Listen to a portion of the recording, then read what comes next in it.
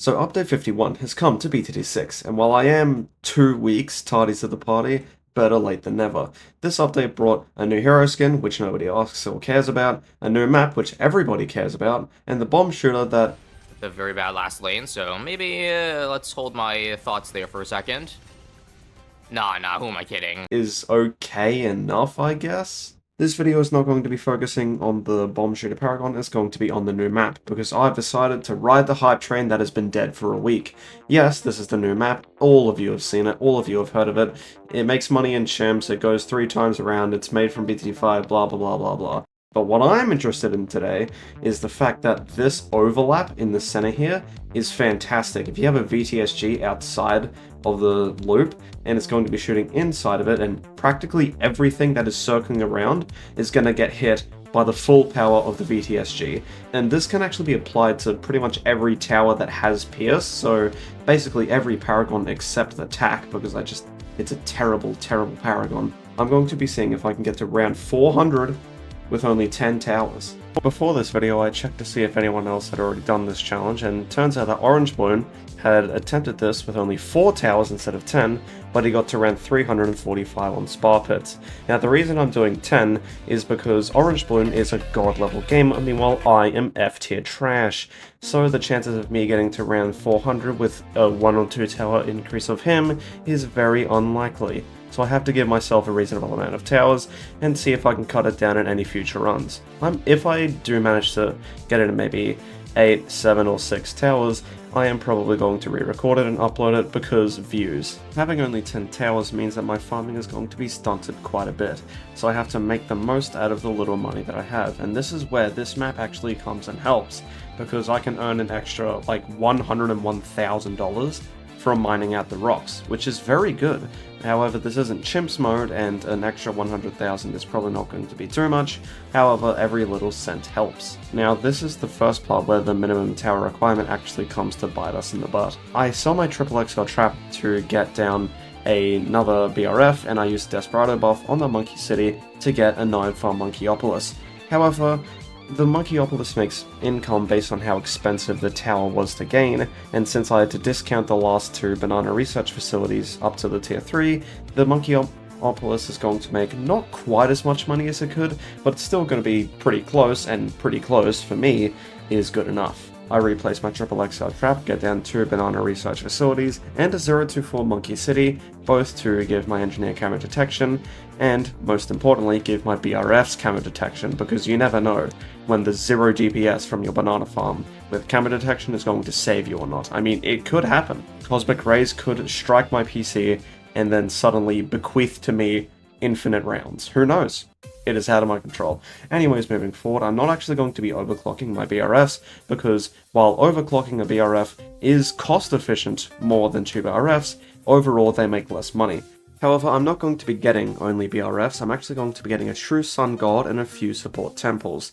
Now, the reason for this is because temples, once again, are far less cost efficient than BRFs are, but they make so much more money that it's worth it in the end, because eventually they'll pay themselves off slower.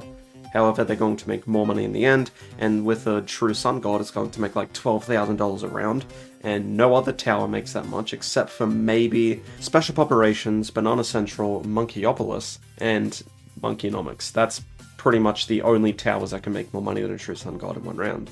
Well, there is Elite Sniper, but Elite Sniper is exceptionally cringe. Yeah, that's right, I said it. Elite Sniper, worst sniper tier 5, don't at me. Now that I've got the beginning part out of the way, let's rip on my upload schedule. I haven't made a video in 3 weeks, and there's good reason for that. Exams are here, and I have to study for them.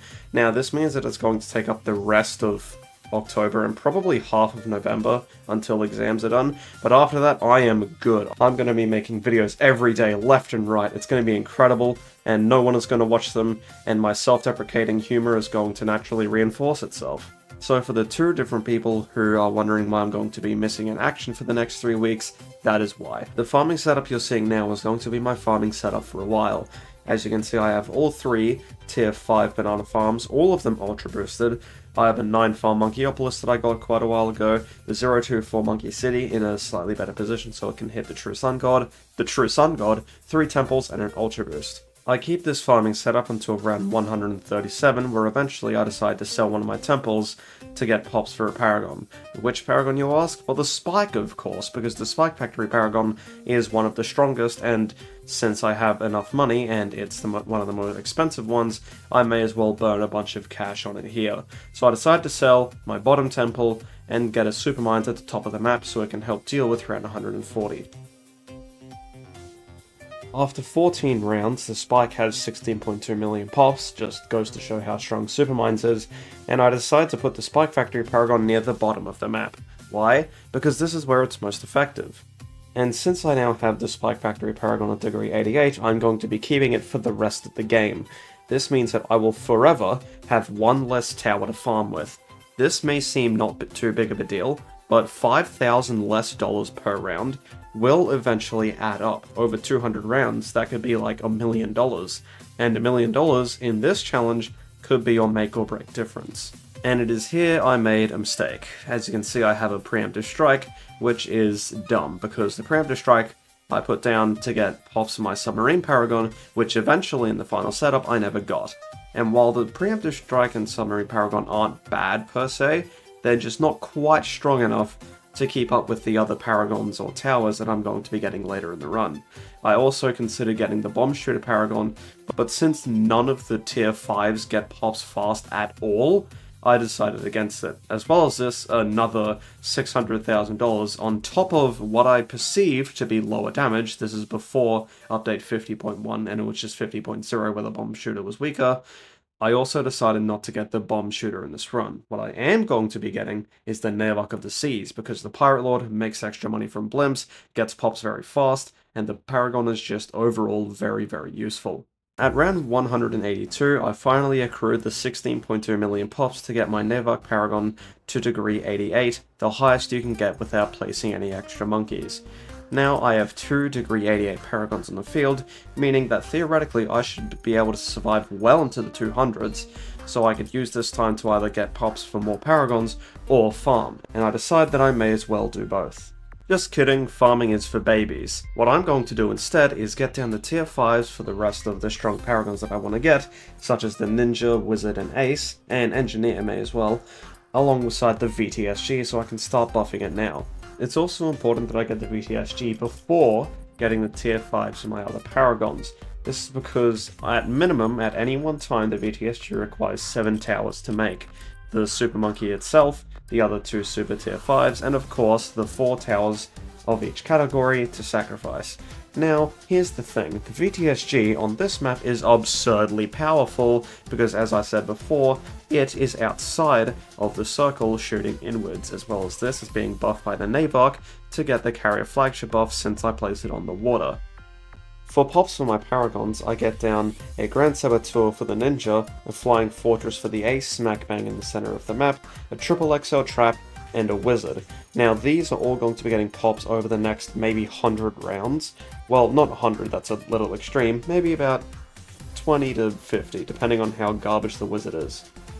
With the addition of a Homeland Defense with Jungle Drums for my VTSG, I am done for now.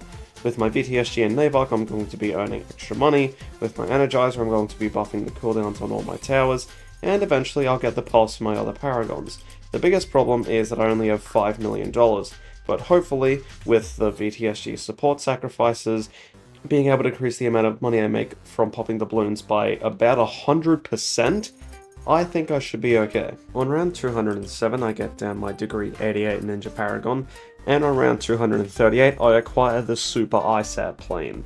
Now, it is degree 87, which is 1 less than optimal, however, I really couldn't be bothered spending another $50,000 for 1 extra degree. I mean, 87's close enough. For some reason, I wait quite a while before getting down my NG Paragon. It's on round 254, and I definitely accrued way more pops than possible, but I decided to max it out because its ability cooldown is very very useful.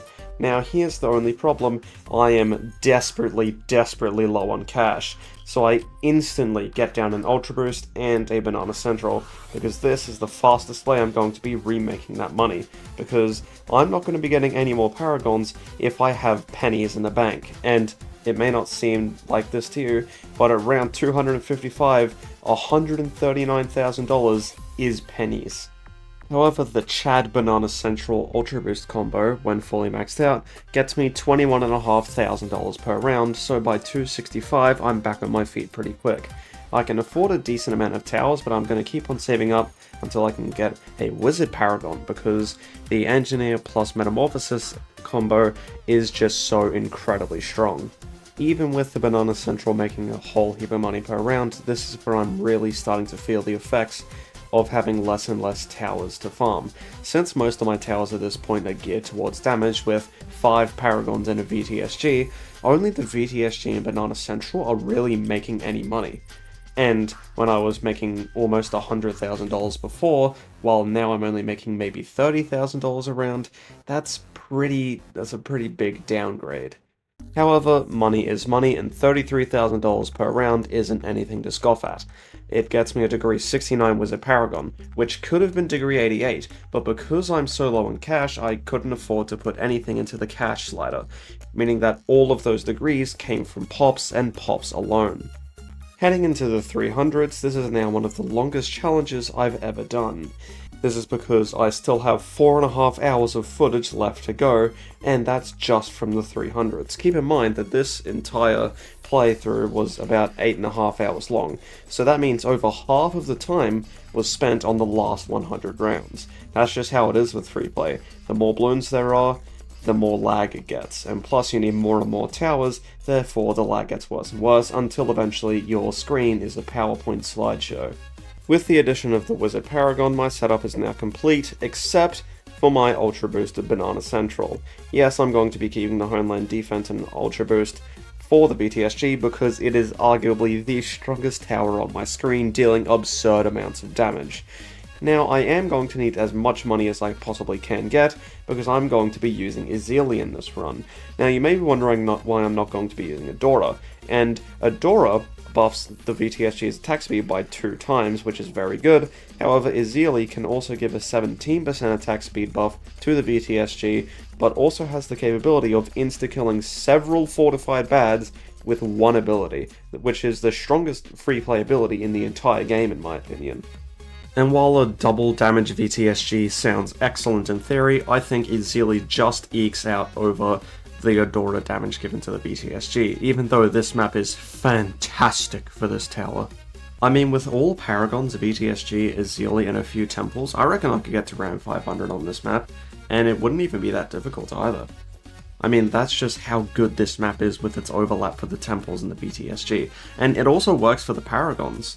At this point in the 360s, I'm getting a very decent amount of money from my Banana Central, which I keep on using the Ultra Boost on because the Engineer AoE clock ability, the Power Glove, is being used on my VTSG. So, both my VTSG and my Banana Central are being overclocked at all times. However, with this said, I am slowly losing ground to the fortified bads as they're getting further and further along the track, and in the 380s they actually start getting to my spike pile. So on round 385 I finally decide to sell my Banana Central that has made so much money over the past 100 rounds, and finally, 15 rounds before the challenge finishes, I have completed my setup. With 6 Paragons, a VTSG, an Ultra Boost, a Homeland Defense, and Ezeli. And this works. With Ezeli on the field, the fortified bads no longer even make it to my spike pile, although the spike is still getting a decent amount of pops because once it releases the spikes, they do hit the edges of the bad's hitbox. Well, it's a little bit of damage, but that means the spikes are going to be weaker overall, but with Ezeli it doesn't really matter, as I sail past the 390s and finally, after 8.5 hours, defeat round 400, with only 10 towers on the screen at any one time. And I will say that 10 towers is definitely nowhere close to the minimum, because after I got Ezeli, my Spy Factory Paragon was kind of useless, even though it was the first one that I got. I also think I could get rid of the Ultra Boost or the Homeland defense because I only really need one buff on my VTSG, it's just that strong, and maybe I can get rid of one paragon, so maybe the limit is 7 because I do need 7 towers to get the VTSG. Overall, this was actually a really fun challenge, and if I can figure out a way to bring it down to 8 towers, I might make a video on that as well in the future. However, that was it from me. See you in maybe a month after I get destroyed by exams, and remember to subscribe, because why not? I guess, I mean, it's your choice.